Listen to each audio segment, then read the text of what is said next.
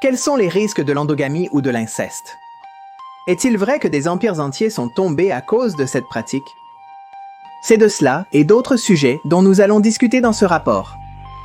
Il y a environ un an, le documentaire qu'un photographe a réalisé sur une famille américaine particulière, les Whittaker, qui a été définie comme la famille la plus incestueuse des États-Unis, est devenu viral. L'endogamie, ou l'inceste, est la reproduction entre membres d'un même sang. Notre génétique apporte des défauts et des vertus. Quand deux personnes avec un arc génétique différent se réunissent, les gènes se complètent. Et cette diversité fait que les défauts appartenant à une branche ne passent pas nécessairement à la prochaine génération. Cependant, lorsque cette diversité n'a pas lieu et que les gènes de deux personnes ayant les mêmes déficiences se mélangent, il est plus probable que ces problèmes se transmettent à la descendance. Par conséquent, plus les relations incestueuses progressent, plus il y a de chances que des maladies physiques ou mentales apparaissent. Avec ces informations, nous pouvons mieux nous préparer pour le cas des Whittaker. Mais ne nous précipitons pas. Nous allons connaître cette famille de Virginie d'une manière très particulière, avec une liste de familles incestueuses qui va vous montrer comment. Cette pratique a joué un rôle vital dans la chute de familles royales reconnues. De plus, nous allons ajouter un bonus track avec un récit terrifiant, qui a également inspiré un film très effrayant et assez classique. Voyons si vous pouvez deviner de quel film nous parlons et je vous invite dès maintenant à laisser votre like, vous abonner et activer les notifications. Soyez les bienvenus à ce spécial sur les familles endogamiques. Avant de commencer, je veux vous laisser une question, voyons si vous la savez. Quand nous parlons de l'Égypte, nous nous souvenons évidemment des pyramides, des esclaves, du désert et bien de tout ce qui entoure, un peu toute la mythologie non égyptienne. Mais il y avait un pharaon très important dont certains ont une image, mais son image réelle était totalement différente.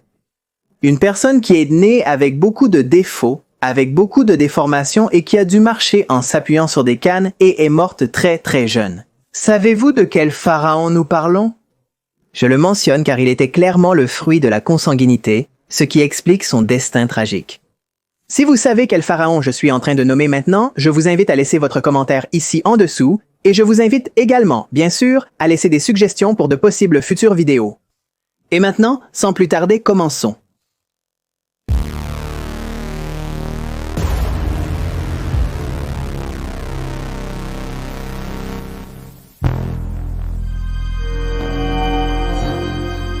Cas numéro Romanov. Bien que nous ne le sachions pas, l'endogamie est très liée à de nombreuses histoires que nous connaissons déjà, des histoires liées au roi, à des luttes familiales, par exemple. Saviez-vous que l'endogamie est très étroitement liée à ce personnage si étrange qu'il a été Rasputin? Je vais vous raconter. Il se trouve que Rasputin a réussi à devenir une personnalité grâce à ses méthodes peu conventionnelles. Il a réussi à maintenir en vie le fils du tsar, Nicolas. Avec cette action, il a gagné le respect et l'admiration des membres de la famille, ce qui en ferait un collaborateur constant du pouvoir. La question est, qu'est-ce qui arrivait au fils du tsar, le tsarevitch Alexei, qui avait besoin d'une attention constante? Le jeune homme souffrait d'hémophilie, une maladie qui empêche la coagulation correcte du sang et qui, selon sa gravité, peut causer la mort par hémorragie à cause d'une simple coupure. Cette condition avait affecté une partie des frères d'Alexei, les conduisant même à la tombe. S'agissait-il d'une maladie génétique héritée à cause de l'inceste dans sa famille? Oui, ses parents appartenaient au même arbre généalogique, ce qui a causé de nombreux problèmes de santé à leurs descendants, en particulier à Alexei. Cependant, les Romanov n'étaient pas la seule famille royale affaiblie par les défauts génétiques causés par le mariage constant entre proches parents. Dans d'autres cas, l'endogamie finirait par détruire des clans entiers. La chasse des Habsbourg en Espagne est un autre grand exemple de cela. Avec l'idée de se perpétuer au pouvoir, les rois d'antan ont eu un plan pas du tout intelligent de promulguer la reproduction entre membres de la même famille. L'objectif n'était pas de devoir passer le trône de main en main et de créer un sang pur, rien n'est plus éloigné de la réalité. Les érudits d'art et d'histoire s'accordent à dire qu'il y a un détail particulier qui sert de preuve claire du déclin physique et intellectuel que les Habsbourg ont subi au fil des ans. Les portraits de famille. Dans ces portraits, on peut voir comment les membres de cette famille avaient des caractéristiques très spéciales. Même des déformations qui étaient le produit de cette information génétique, qui se formait mal de génération en génération. On saurait plus tard que 9 mariages sur 11 des Habsbourg étaient entre proches parents, et que, au-delà des spéculations qui ont eu lieu sur leur chute, la vérité est que les Habsbourg n'étaient pas capables d'occuper un trône. Charles II était le dernier membre de la famille. Son incapacité à communiquer ou à raisonner et sa stérilité chronique étaient les conséquences d'années de mariage endogamique. Sa mort a marqué la fin de cette dynastie, dont le passage a changé à jamais le cours des événements en Europe. Après ses antécédents, l'endogamie a commencé à être étudiée plus attentivement et a cessé d'être une habitude recommandable. Cela ne signifiait pas pour autant que des cas isolés n'ont pas continué à exister des années plus tard. Des cas qui seraient mis en évidence par les étranges conséquences qui s'abattraient sur leurs victimes. Des conséquences comme, par exemple, une peau bleue inhabituelle. Le cas de la famille Fougaté. Cette histoire commence en 1958, ou du moins c'est à cette époque que tout a été révélé. La vérité est que tout avait commencé bien avant. À la fin des années 50, une confusion généralisée régnait dans la salle d'attente de l'hôpital universitaire du Kentucky, à Washington District de Columbia. C'était le soir quand un homme nommé Luke Comp est entré agiter des urgences. Il transpirait, semblait nerveux et agitait les bras d'un côté à l'autre tout en criant. Il cherchait de l'aide pour sa femme sur le point d'accoucher. Bien que le personnel sur place soit habitué aux situations nécessitant une action rapide, ils ont mis du temps à prêter attention à ce que disait Luke. L'homme, en fait, a dû répéter plusieurs fois ses besoins. Ceux qui le regardaient ne pouvaient pas croire leurs yeux. La peau de Luke était complètement bleue et cela ne semblait pas être de la peinture. Le regarder était si choquant que beaucoup de ceux qui étaient présents ont assuré qu'en observant simplement le sujet, on ressentait une sorte de vertige. Grâce à sa détermination, Luke a réussi à sortir les réceptionnistes de leur transe. Lorsque sa femme a finalement été emmenée sur une civière, il s'est effondré sur un banc, épuisé. Alors qu'il prenait une profonde inspiration, un médecin s'approcha de lui. Il lui dit sans détour qu'il avait besoin de lui faire quelques examens. Luke le regarda fixement pendant un moment. Il savait que la couleur de sa peau n'était pas normale et c'est pour cela qu'il n'avait pas souvent affaire à d'autres personnes.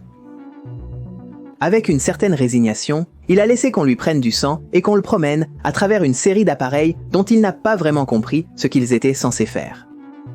Les analyses de sang effectuées sur Combe ont confirmé une anomalie.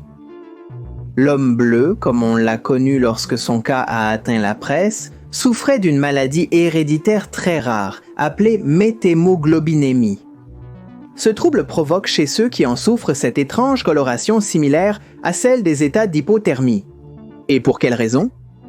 Parce qu'il s'agit d'un trouble qui fait que l'hémoglobine ne peut pas libérer efficacement l'oxygène dans les tissus corporels. Mais si elle avait raison, cela signifiait que Luke n'était pas le seul à avoir cette condition. Luke leur a raconté que, effectivement, la maladie avait été transmise par ses ancêtres. Face à l'incompréhension persistante des médecins, il a choisi de leur raconter une histoire. Une histoire qu'il n'avait jamais racontée à personne. Une histoire qui remontait à 1820. Cette année-là, Martin Fougate, patriarche du clan, avait épousé Elizabeth Smith, une jeune femme locale. Ils s'étaient ensuite installés ensemble à Troublesome Creek, une ville assez dépeuplée du Kentucky, dans les montagnes des Appalaches. Le couple avait eu 7 enfants, dont 3 étaient nés avec la peau bleue. Cette condition a fait que leurs quelques voisins les regardaient comme des phénomènes de cirque. Martin et Elizabeth ne savaient pas que la couleur de peau inhabituelle de leurs enfants était due à un gène récessif qu'ils partageaient tous deux dans leur acide désoxyribonucléique.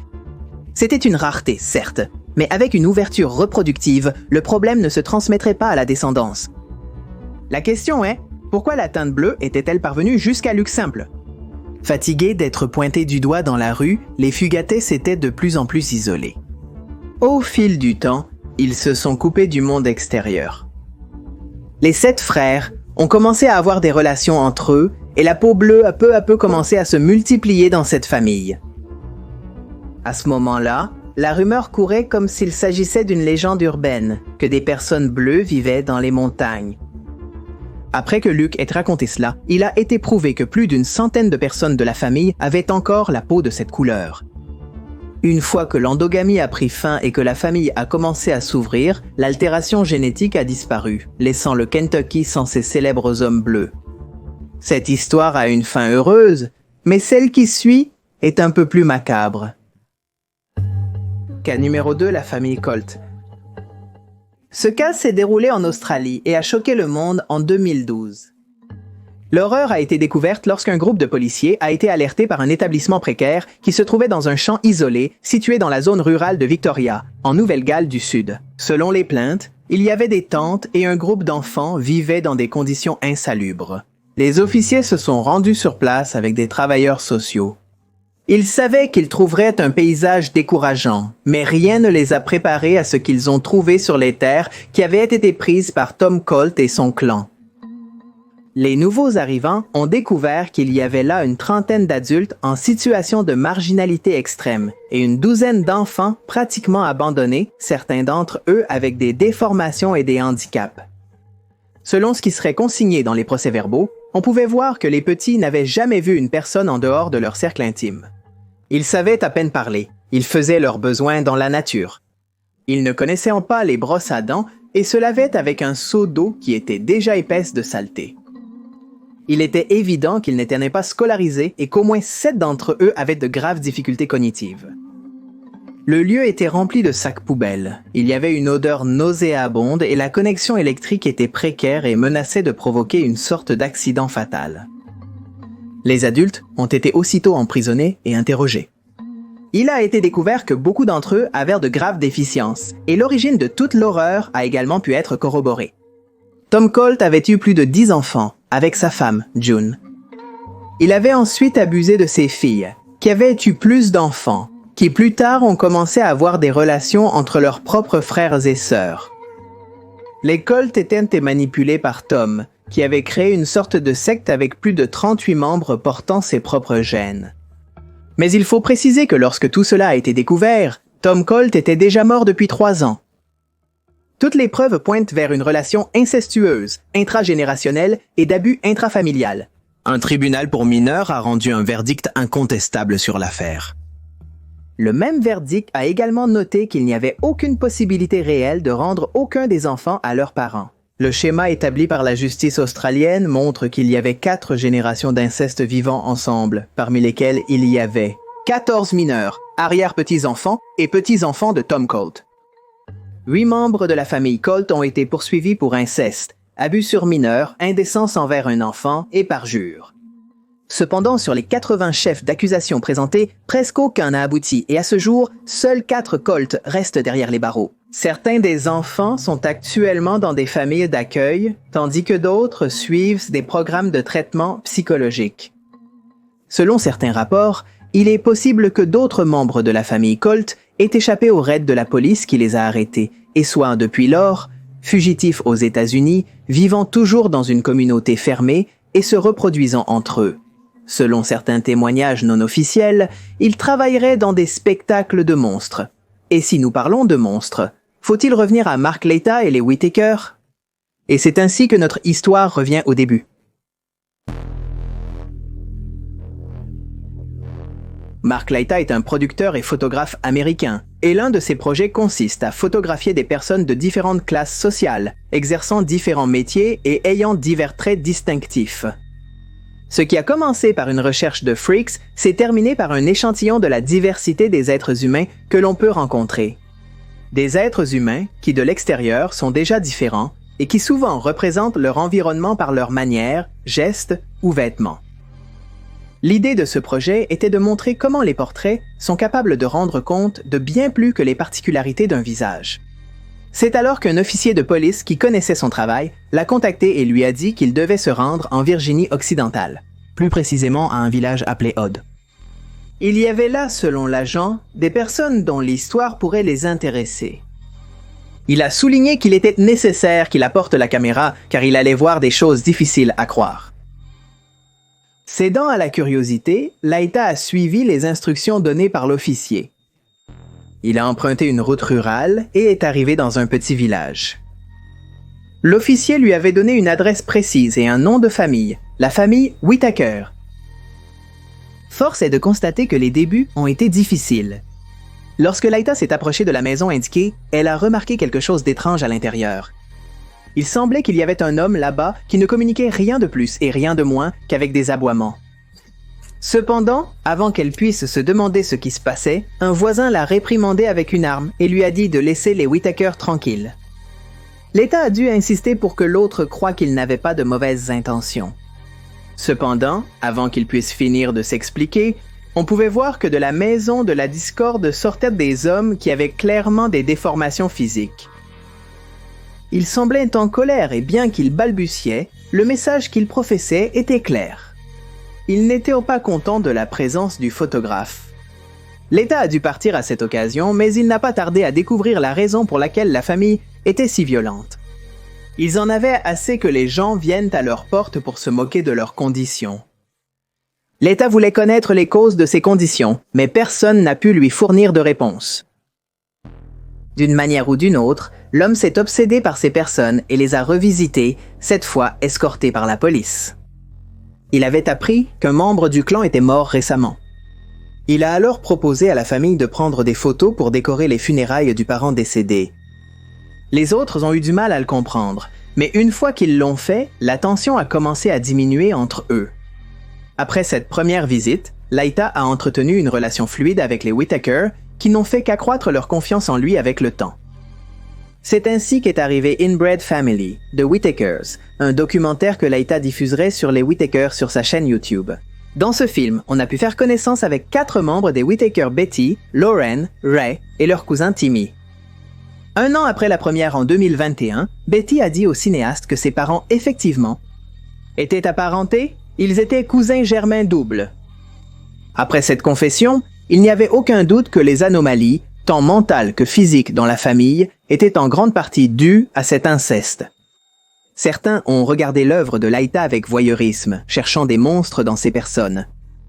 Le reste de ceux qui ont vu le documentaire ont été choqués par l'état de précarité dans lequel cette famille devait évoluer. Et c'est ainsi que sont arrivées les donations publiques qui ont aidé à améliorer la réalité dans laquelle ils vivaient. Ce mécanisme collaboratif a permis d'améliorer la maison des Whittaker. 50 instituts techniques de l'agriculture a noté ces améliorations. Ils restent en contact constant avec ces individus et s'assurent que l'argent qu'ils reçoivent peut être bien géré pour leur offrir une meilleure qualité de vie. L'histoire a été accueillie avec ambiguïté, plutôt que de la joie, malgré le fait que le travail de l'artiste ait été bénéfique pour sa famille. Beaucoup ont été déçus de constater que les victimes d'inceste n'étaient pas des dépravés avec une soif de meurtre incontrôlable. La question est, pourquoi avons-nous collectivement formé ce préjugé que toutes les familles endogames sont monstrueuses et violentes? D'où vient cela? Eh bien, pour répondre à cela, nous devons remonter à une série de fictions qui ont toujours montré l'inceste comme générateur de psychopathes. Pour ne pas aller plus loin, Wes Craven, le créateur de Freddy Krueger, a sorti en 1977 un film appelé Les Collines. Ils ont des yeux, dans lesquels des personnes du même arbre généalogique qui se reproduisaient entre elles, tuaient des gens pour ensuite les manger. Ce que peu de gens savent, c'est que cela est basé sur une histoire vraie. Prêt pour ce bonus track terrifiant?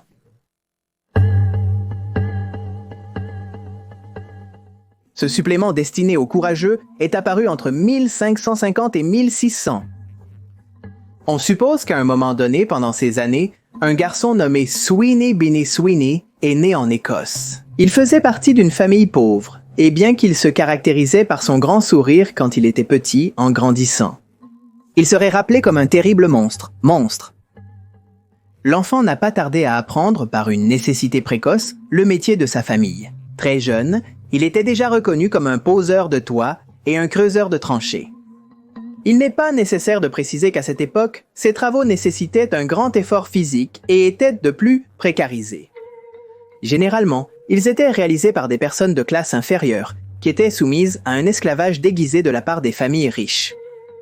Comprendre l'infortune de toute cette situation, Sweeney n'était pas très enthousiaste à l'idée de l'avenir qui l'attendait. C'est pourquoi il a décidé de s'échapper de chez lui avec sa compagne, prêt à se forger un destin ailleurs. Sweeney était mal vu à cause de son insatisfaction constante et de son manque d'intérêt à se laisser exploiter. La femme avec qui il s'est enfui avait aussi mauvaise réputation. Elle était connue sous le nom d'Agnès la Noire, et on ne sait pas vraiment pourquoi beaucoup affirmaient qu'elle était une sorcière. Nous ne savons pas non plus comment tous les deux ont fini, après des semaines de vagabondage, en s'installant dans une grotte de la localité côtière de Galloway. Ce qui serait connu plus tard, nous le savons. Pour les gens, Sweeney et Agnès avaient simplement disparu de la carte et on ne savait rien du couple. Jusqu'à quelques années plus tard, quand on l'a su, une scène digne d'un cauchemar. Selon ce que l'on sait, l'homme et la femme étaient devenus fous de solitude et de faim.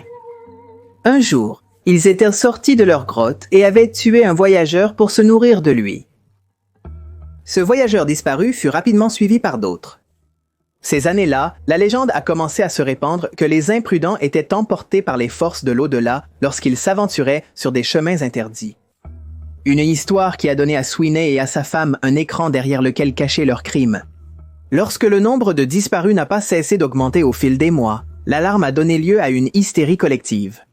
Certains registres de l'époque parlent de plus de 1000 personnes dont on aurait perdu la trace. Au moins jusqu'à 25 ans après que tout a commencé. C'est à ce moment-là qu'un homme s'est présenté aux autorités, ensanglanté, battu et avec ses vêtements en lambeaux.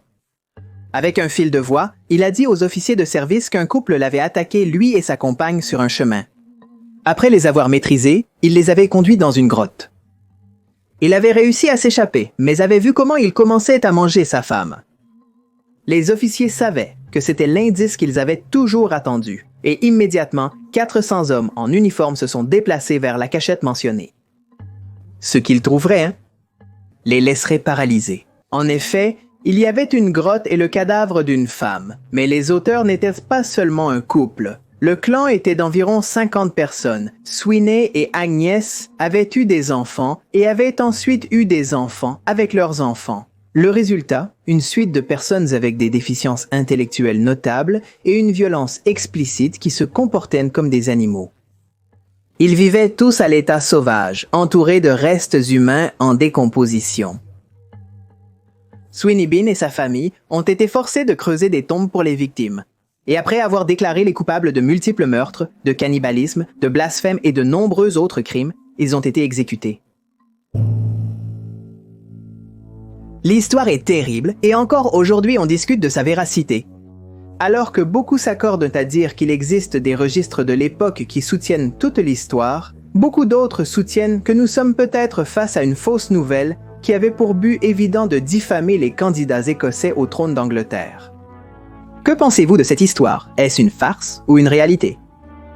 Ce dont il n'y a aucun doute, c'est qu'il y avait un célèbre pharaon égyptien, pour qui l'endogamie a causé beaucoup de problèmes. Vous souvenez-vous de la question du début? Eh bien, il est temps d'y répondre.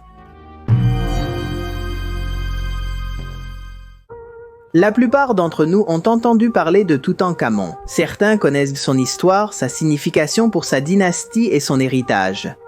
D'autres le connaissent pour la prétendue malédiction qui s'est réveillée lorsqu'un groupe d'archéologues est tombé sur sa momie. Quoi qu'il en soit, Toutankhamon a toujours été synonyme d'un grand pouvoir, et aujourd'hui nous savons que les choses n'étaient pas tout à fait ainsi. Toutankhamon est monté sur le trône alors qu'il était très jeune et est mort, selon certains chercheurs, en 1324 avant Jésus-Christ, à l'âge de 19 ans. Il aurait passé ces 19 années à souffrir des maladies les plus variées. La découverte de cannes dans ses affaires et de malformations aux pieds et à la colonne vertébrale a suscité de nombreuses spéculations sur la maladie dont il aurait pu souffrir. Bien qu'il ait été découvert que le paludisme tropical avait mis fin à ses jours, de nombreuses études se sont demandé si le pharaon mythique souffrait de gynécomastie. Syndrome de Marfan, héritage récessif lié au chromosome X de Wilson-Turner, syndrome de Froelich, syndrome de Klinefelter, syndrome d'insensibilité aux androgènes ou quelque chose de similaire. Et comme si cela ne suffisait pas, en janvier 2005, une tomodensitométrie de la momie de Toutankhamon a été réalisée. Et les résultats ont montré qu'il avait un cas léger de fente palatine, et possiblement aussi un cas léger de scoliose. Cette somme de facteurs a finalement démontré que l'explication la plus logique de ces mots était le fait que ses parents faisaient partie du même arbre généalogique. On sait grâce au fœtus trouvé dans sa tombe qu'il a eu 2 enfants qui sont nés morts. En effet, on peut facilement en conclure cela. La consanguinité a été un facteur clé dans la chute de la dynastie la plus puissante du Nouveau Royaume. Comme il est clair, après tout ce qui a été exposé, lorsqu'une petite population reste isolée par erreur ou par choix pendant trop longtemps, la perte de diversité génétique fait que les particularités génétiques sont amplifiées. Des particularités qui, dans la plupart des cas, ne font que diminuer la capacité évolutive et de subsistance des personnes concernées. Malgré notre éducation, l'inceste reste légal dans de nombreux pays. Il y a des pays où la relation entre cousins est même encouragée.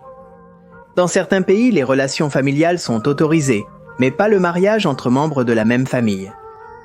Nous savons maintenant que la consanguinité ne génère pas nécessairement des meurtriers, mais nous savons que sa pratique débridée a apporté de grands changements à l'humanité.